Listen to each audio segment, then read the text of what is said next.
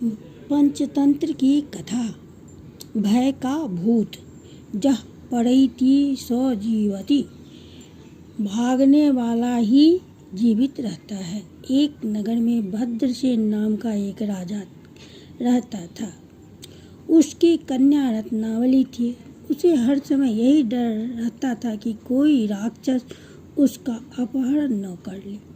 उसके महल में चारों ओर पहरा रहता था, फिर भी वह सदा डर से कांपती रहती थी। रात के समय उसका डर और भी बढ़ जाता था। एक रात एक राक्षस पहरेदारों की नज़र बचाकर रत्नावली के घर में घुस गया। घर के एक अंधेरे कोने में जब वह छिपा हुआ था तो उसने सुना कि रत्नावती अपनी एक सहेली से कह रही है, यह दुष्ट विकाल मुझे हर समय परेशान करता है, इसका कोई उपाय कर। राजकुमारी के मुख से यह सुनकर राक्षस ने सोचा कि अवश्य ही विकाल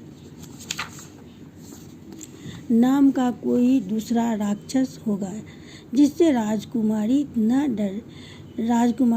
डरता है कि किसी तरह यह जानना चाहिए कि वह कैसा है, कितनी बलशाली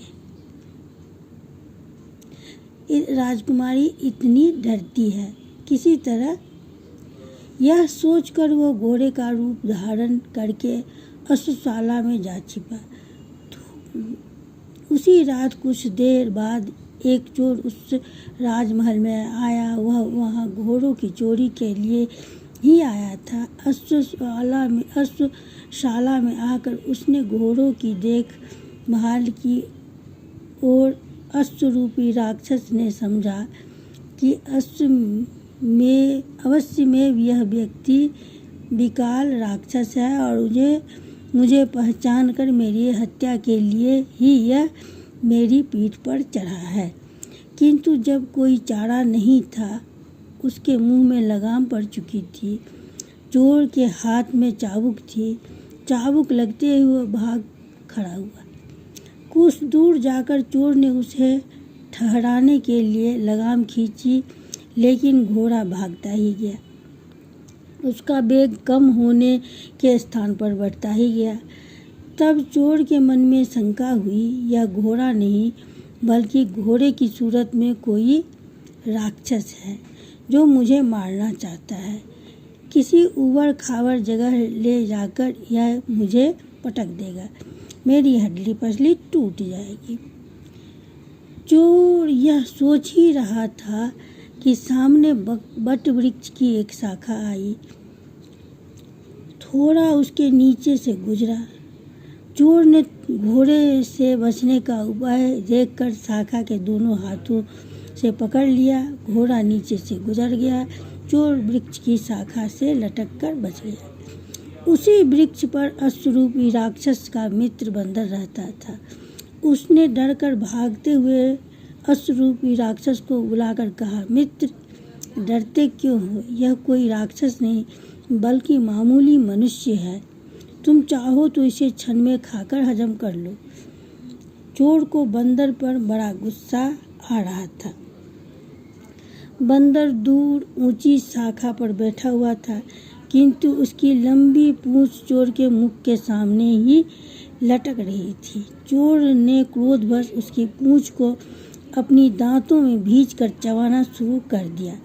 बंदर को पीड़ा तो बहुत हुई, लेकिन मित्र राक्षस के सामने चोर की शक्ति को कम बताने के लिए वह वहीं बैठा रहा।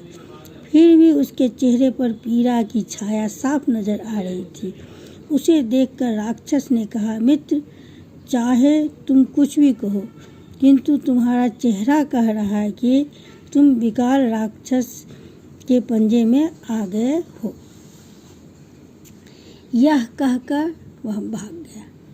यह कहानी सुनाकर स्वर्ण सिद्धि ने चक्रधर से फिर घर वापस आने की आज्ञा मांगी और उसे लोभ वृक्ष का फल खाने के लिए वहीं ठहरने का उलाहना दिया। चक्रधर ने कहा, मित्र, उपालंब देने से क्या लाभ? यह तो दैव का संजोग है। अंधे, कुबड़े और विकृत शरीर व्यक्ति भी संयोग से जन्म लेते हैं। उसके साथ भी न्याय होता है, उसके उद्धार का भी समय आता है।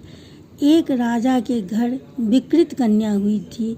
दरबारियों ने राजा से निवेदन किया, महाराज, ब्राह्मणों को बुलाकर इसके उद्धार का प्रयत्न कीजिए। मनुष्य को सदा जिज्ञासु रहना चाहिए और प्रश्न पूछते रहना चाहिए। एक बार राक्षसेंद्र के पंजे में पड़ा हुआ ब्राह्मण केवल प्रश्न के बल पर छूट गया था।